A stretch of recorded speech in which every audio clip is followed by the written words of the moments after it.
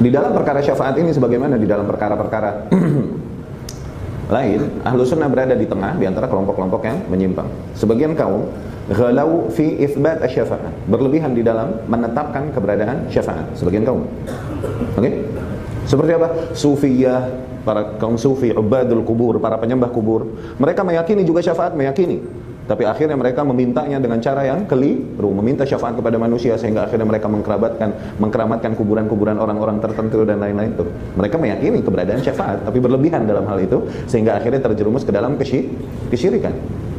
Sebagian kaum nafau asy-syafa'ah, menafikan syafaat, seperti golongan Khawarij dan Mu'tazilah. Mereka tidak menerima keberadaan syafaat.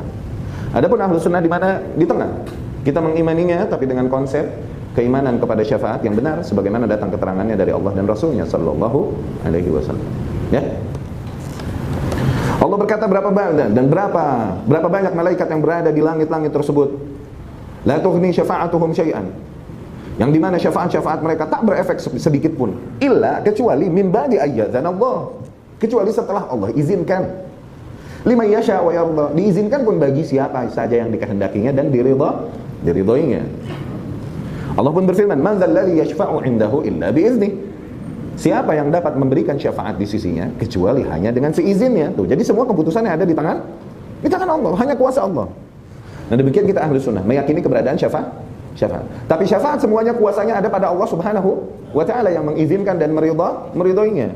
Jadi kesalahan mereka yang ghalau, yang berlebihan di dalam itsbat menerapkan meyakini keberadaan syafaat seperti para ahlus sufiyah dan ahlul kubur, ubadul kubur. Kesalahan mereka adalah di mana mereka meminta syafaat kepada selain Allah Subhanahu wa taala. Nah, itu salah. Minta syafaat kepada makhluk itu syirik. Syafaat ada. Tapi minta syafaat kepada makhluk syirik. Kenapa? Yang memiliki keputusan, kuasa untuk menyelamatkan seorang hamba atau mencelakakannya di dunia di akhirat itu hanya kuasa Allah. Ketika kau meminta sesuatu yang hanya menjadi milik kuasa Allah, oke? Kepada makhluk, maka kau telah melakukan kesyirikan. Gitu ya. Nabi bisa ngasih syafaat? Bisa. Tapi boleh nggak kita berkata, ya ayuhan Nabi syafi'na, wahai sekalian Nabi berilah kami syafaat? Syirik. Kalau mau minta kepada Allah, ya Allah jadikan kami termasuk yang mendapatkan syafaat Nabi. Nah, itu baru di atas tempatnya yang benar. Oke? Tapi kekuburan orang-orang saleh, kekuburan para wali dan sunan, dengan meyakini apa? Nih mereka nanti kelak akan memberikan kita syafaat. Nah, ini ainu syirkil musyrikin. Ini adalah kasus kesyirikan yang terjadi pada kaum musyrikin terdahulu di Jazirah Arab. Mereka ini bukan nyembah patungnya, tapi sosok yang dikenang dengan monumen itu. Kenapa demikian? Mereka meyakini bahwa Lata, Uzza, Hubal ini orang-orang saleh yang nanti akan bisa memberikan kita syafaat di sisi Allah. Tuh, pola kesyirikan yang sama. Jadi salah minta syafaat sama makhluk. Awas, nggak boleh. Ya? Nah, mintalah kepada Allah Subhanahu wa ta'ala. Yungkiru hadhihi syafa'ah al-khawarij wal mu'tazilah wal rafid. Kaum yang mengingkari keberadaan syafaat ini adalah golongan khawarij, golongan mu'tazilah, golongan rafidah. Okay? Para ahlul bid'ah mengingkari, di antara golongan ahlul bid'ah yang mengingkari keberadaan syafaat ini kelak adalah golongan-golongan tersebut. Ya. Seperti biasa, gaya umum ahli bid'ah, mereka bergantungan atau berpegangan kepada nas-nas yang sifatnya umum, berpaling dari sifatnya yang khusus. Selalu begitu. Mereka akan berhujjah dengan hadis-hadis atau ayat-ayat yang secara umum. Seperti apa misalnya? Misalnya ada ayat-ayat di situ Allah Subhanahu wa taala berfirman, "Min qabli an ya'tiya yawmun la bay'un fihi wa la khullatu wa la syafa'ah." Ya? Yani bertakwalah kalian kepada Allah sebelum datang nanti suatu hari yang tiada lagi jual beli padanya, tiada lagi perhitungan sahabat nanti, sahib-sahiban enggak ada. Tidak ada juga syafaat pada hari tersebut. No. Padahal ayat ini apabila kita mau perhatikan Allah sedang berbicara kepada siapa? Kepada kafir. Tidak ada syafaat untuk mereka memang. Tapi mereka bergantung dengan ayat ini dan dihajar semuanya. La kafir wala muslim dapat syafaat. Tidak kafir, tidak muslim dapat syafaat. Demikian gaya ahlul bid'ah selalu bergantung sama nas-nas yang sifatnya umum yang masih multitafsir, mutasyabihat. Ya kan? Faman ladzina fi qulubihim zayghun fayattabi'una ma tashabaha minhu ibtigha'a al-fitnah wa ibtigha'a ta'wili.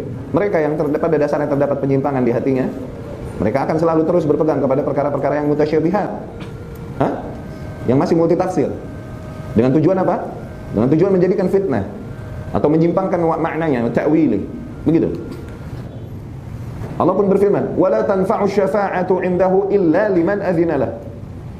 Sungguh tidaklah bermanfaat sama sekali syafaat yang ada nanti kecuali bagi mereka yang diizinkan oleh Allah Subhanahu wa taala. Berarti ada kan syafaat gitu.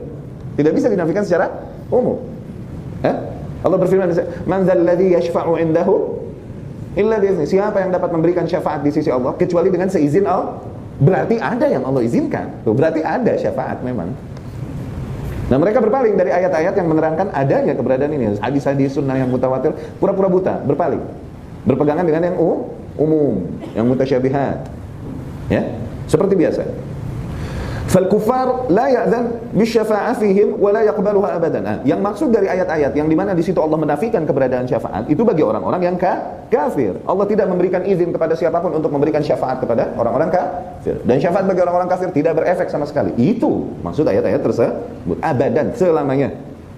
Hatta inna Ibrahim, bahkan Ibrahim alaihissalam mencoba memberi syafaat kepada ayahnya. Tapi ditolak oleh Allah Subhanahu wa taala, dan Ibrahim adalah abul anbiya, bapaknya para nabi. Tapi tertolak tetap. Ya. Kenapa? Karena bapaknya mati di atas kekafiran. Siapa nama bapaknya? Azar. Ya. فهذه الشفاعة المأذون فيها في المؤمنين ثابتة بالكتاب وثابتة بالسنة المتواترة.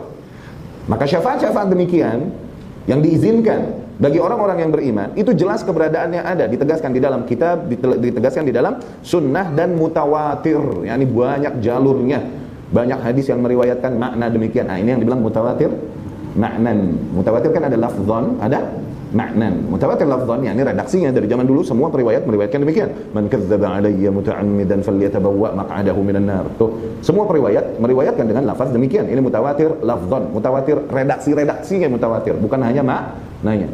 Ada beberapa hal yang mutawatir tapi maknanya mutawatir. Seperti apa? Kasus keberadaan syafaat ini. Begitu banyak datang hadis dari Nabi SAW yang mengisyaratkan, menyebutkan tentang keberadaan syafaat. Maka makna syafaat ini mutawatir. Gitu. Ya.